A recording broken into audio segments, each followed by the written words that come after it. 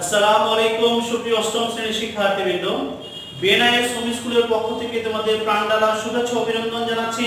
আমি আবুল কালাম আজাদ, সহকারী শিক্ষক বাংলা।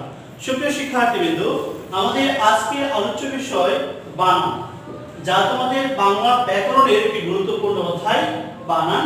এই বানানটা আমরা আজকে পার্ট 1 আলোচনা করব। এই জন্য যে বানানটা খুব বড় অধ্যায়, আমরা 2 দিনে আলোচনা করব। সুপ্রিয় শিক্ষার্থীরা, প্রথমে জেনে নিতে হবে যে আসলে বানান কেন আমরা করব। বানান করাটা কিন্তু শুধুমাত্র যে আমাদের পরীক্ষার জন্যই করতে হবে এমন নয়, আমাদের বাস্তব জীবনেও কিন্তু বানান শুদ্ধ করে বানান লেখা এটা কিন্তু অতীব জরুরি। যদি আমরা বানানটাকে সঠিকভাবে না লিখতে পারি তাহলে কিন্তু ভিন্ন অর্থ দাঁড়াবে। সাপোজ তোমাদের যদি আমি একটু বলি যে একজন বলল আমি তোমাকে মন দিয়ে ভালোবাসি, আমি যদি এই মনটা এইভাবে না লিখে যদি আমি এইভাবে লিখি তাহলে কি অর্থ দাঁড়ায়? অর্থাৎ মন বানান মাইন্ড, মাইন্ড মানে হচ্ছে ম দন্তের মন, এই মন দিয়ে এই কথা না বলে যদি ম মূর্ধন্য লিখতো তাহলে কি অর্থ দাঁড়ায়? এটা দ্বারা হচ্ছে মানুষের মন, আর এটা দ্বারা হচ্ছে 40 কেজি যে এক মন সেটা। তার মানে দেখো একটু বানানের কারণে কিন্তু দুটো ভিন্ন অর্থ দাঁড়াচ্ছে। তার মানে বানান কিন্তু আমাদের কিন্তু খুবই জরুরি। আমরা এই বানানগুলো কিভাবে শিখব? বানান শেখার আগে একটু জেনে নিতে হবে যে প্রথমেই বাংলা বানান নিয়ে কাজ শুরু করে কলকাতা বিশ্ববিদ্যালয়। কলকাতা বিশ্ববিদ্যালয়ে বানান নিয়ে চর্চা শুরু করে যারা সাহিত্যিক ছিলেন, গবেষক ছিলেন, ভাষাবিদ ছিলেন, তারা এটা নিয়ে অনেক চর্চা করে তারপরে আমাদের 1955 সালে বাংলাদেশে একটি বাংলা একাডেমি প্রতিষ্ঠিত হয়। বাংলা একাডেমি তোমরা অনেকেই নিশ্চয়ই চেনো, যে প্রতি বছর আমাদের যে ঢাকা বিশ্ববিদ্যালয়ের পাশে যে বইমেলা অনুষ্ঠিত হয়, সেই বইমেলার সামনেই কিন্তু বাংলা একাডেমি। সেই বাংলা একাডেমিতে যারা থাকে বা যারা চাকরি করে, যারা গবেষণা করে, তারা কিন্তু সবসময় সাহিত্য নিয়ে গবেষণা করে, বাংলা বানান, শব্দ এগুলো নিয়ে গবেষণা করে। অর্থাৎ সেই বাংলা একাডেমি কর্তৃক বা বাংলা একাডেমি থেকে নির্দিষ্ট বাছাই করা কিছু বানান কিন্তু রয়েছে। সেই বানানগুলো আমরা আজকে পড়ব। যে বাংলা একাডেমি কর্তৃক যে বানান বা আমাদের বাংলা একাডেমির যে ডিকশনারি বা অভিধান রয়েছে, সেই অভিধান মোতাবেক যে বানানগুলো শুদ্ধ বা রাইট বানান, সেই বানানগুলো আমরা জানব। বানানের ক্লাসটা যদি তোমরা গুরুত্ব সহকারে করো তাহলে তোমাদের পরবর্তী যে তোমরা জানো যে তোমাদের ম্যাথমেটিক্স অথবা অন্যান্য সাবজেক্টে বিজ্ঞান, সমাজ, ধর্ম, বাংলা এগুলো সাবজেক্টে কিন্তু তোমাদের বাংলাতেই বেশি লিখতে হয়। শুধুমাত্র ইংরেজিতে হয়তো বাংলা লিখতে হয় না, ম্যাক্সিমাম সাবজেক্টগুলোতে বাংলায় লিখতে হয় আমরা যারা বাংলা ভাষণের স্টুডেন্ট। সুপ্রিয় শিক্ষার্থীরা, তোমরা অবশ্যই বানানের ক্লাসে খেয়াল রাখবা, কেননা আমাদের বানান যদি পরীক্ষায় ভুল হয় তাহলে কিন্তু বাংলাতে অনেক নাম্বার কাটা যায়। শুধু বাংলায় না, অন্যান্য সাবজেক্টে বানানটা সবসময় খেয়াল রাখবা। বানানের অনেকগুলো নিয়ম আজকে আমরা আলোচনা করব। তার মধ্যে দেখো যে প্রথম যে নিয়মটা তোমাদের পাঠ্য বইতে ছিল সেটা হচ্ছে যে রস্যই দীর্ঘই, রস্যু দীর্ঘ, এরকম এই বর্ণগুলোর ব্যবহার কোন কোন বানানে সেগুলো বলছেন।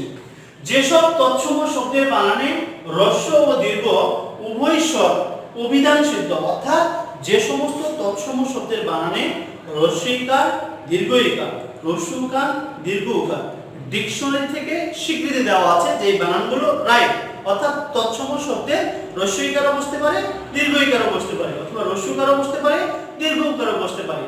এরকম ডিকশনারি সম্মত বা অভিধান সিদ্ধ, অভিধান সিদ্ধ মানে হচ্ছে ডিকশনারি থেকে, ওটা ডিকশনারিতে রয়েছে যে বানানটা রাইট, রস্যইকার দিয়েও লিখতে পারবা, দীর্ঘিকার দিয়েও লিখতে পারবা, রস্যুকার দিয়েও লিখতে পারবা, দীর্ঘকার দিয়ে লিখতে পারবা, এরকম তৎসম শব্দ এবং অতৎসম শব্দ। অতৎসম শব্দ মানে হচ্ছে তদ্ভব, দেশি, বিদেশি মিশ্র শব্দের বানানে শুধু রস্য স্বর, রস্য স্বর মানে হচ্ছে রস্যইকার বা রস্যুকার হবে। অর্থাৎ আমরা কি জানলাম যে যে সমস্ত তৎসম শব্দ, তৎসম মানে কি তৎ অর্থ সম, তৎ অর্থ তার, সম অর্থ সমান, তাহার সমান, এটা মানে হচ্ছে সংস্কৃতির সমান। যে সমস্ত শব্দগুলো সরাসরি সংস্কৃত ভাষা থেকে বাংলা ভাষায় এসেছে তাদেরকে সংস্কৃত শব্দ বলা হয়। এই সংস্কৃত শব্দগুলোতে যে সমস্ত শব্দগুলোতে রস্যইকার, দীর্ঘিকার, রস্যুকার, দীর্ঘকার উভয়ই লেখা যাবে, এমনকি অতৎসম শব্দ যেগুলো রয়েছে এগুলোতে আমরা কি ব্যবহার করব? রস্যইকার বা রস্যুকার।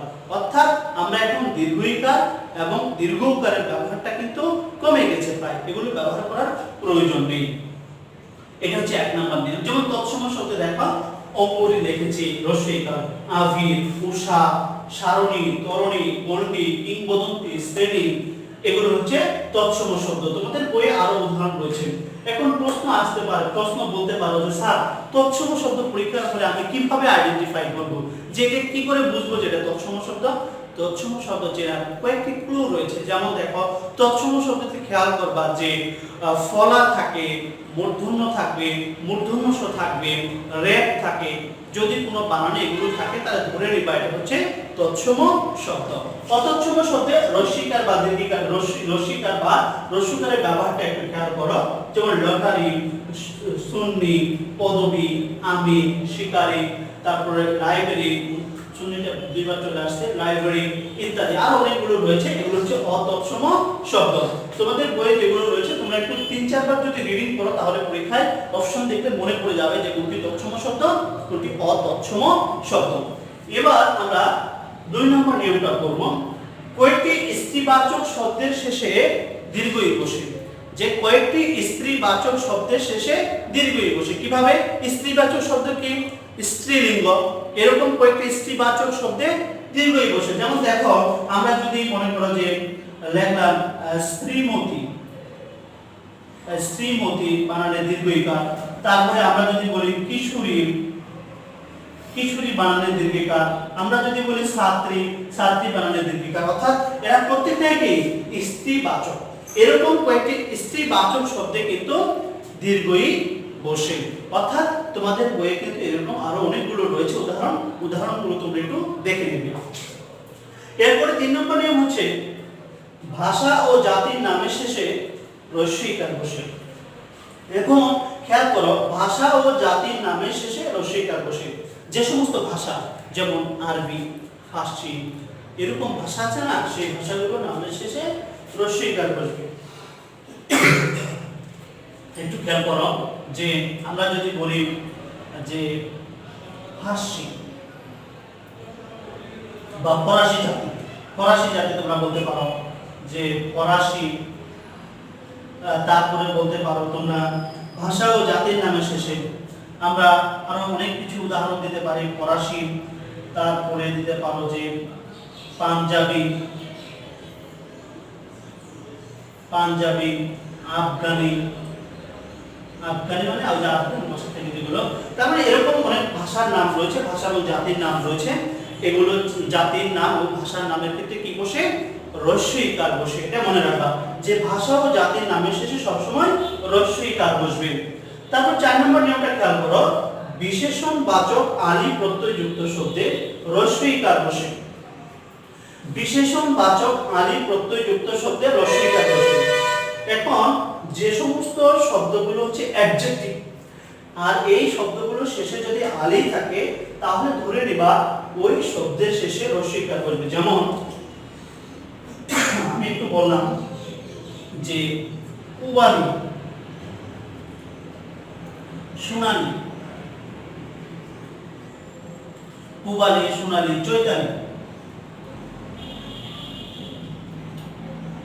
একটু খেয়াল করো, পুবালি, সোনালী, চৈতালি এই প্রত্যেকটাই কিন্তু বিশেষণ। অর্থাৎ বিশেষণ মানে কি? অ্যাডজেক্টিভ, দুর্গুণ বোঝায়।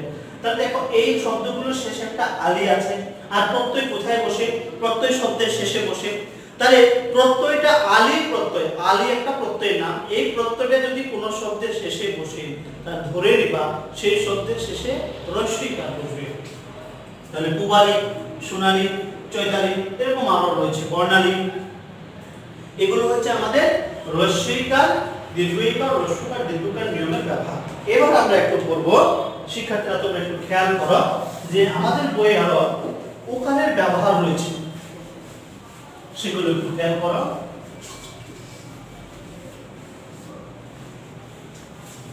যেমন উকারের ব্যবহারটা কি?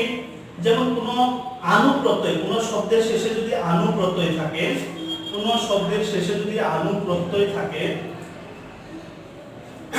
আনুপ্রত্যয় থাকলে তাহলে কিন্তু সেই শব্দের শেষে কি বসবে? উকার বসবে। আনুপ্রত্যয় থাকলে শব্দের শেষে কি হবে? উকার থাকবে। যেমন আমি যদি বলি ধোয়ান, উদাহরণ দেখো ধোয়ান, তাহলে ধু যোগ আনু, তাহলে এই শব্দের শেষে কি বসবে? উকার বসবে। অর্থাৎ আনু প্রত্যয় যুক্ত যদি কোনো শব্দ থাকে তাহলে ওই শব্দের শেষে কি বসবে? উকার বসবে। উকারের আরেকটা নিয়ম রয়েছে, যেমন অনেক শব্দে আমরা অনুজ্ঞা, অর্থাৎ অনুজ্ঞা মানে কি? অনুজ্ঞা মানে হচ্ছে আদেশ, অনুরোধ, উপদেশ। আদেশ, অনুরোধ, উপদেশ, অনুমতি বোঝালে সেখানে অনুজ্ঞা হয়।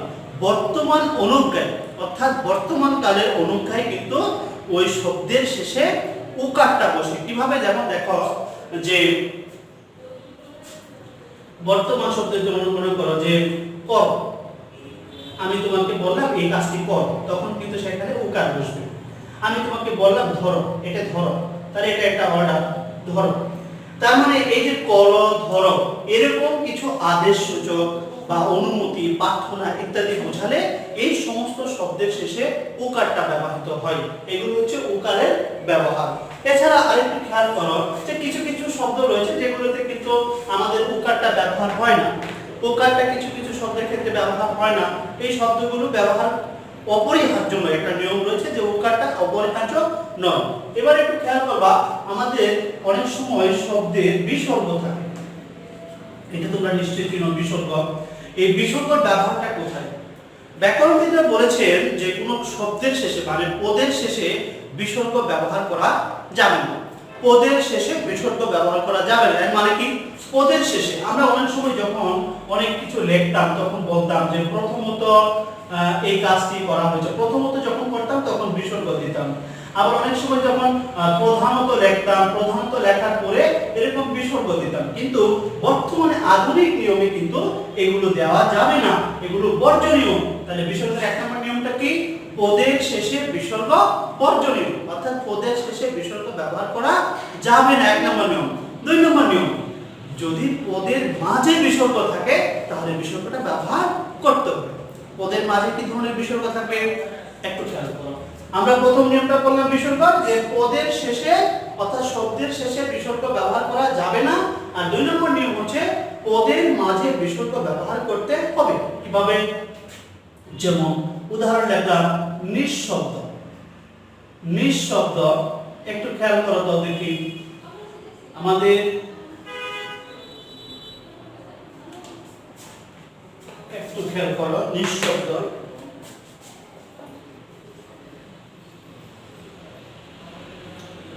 নিঃশব্দ বানানে কিন্তু আমাদের এই বিসর্গটা ব্যবহার করতে হয়।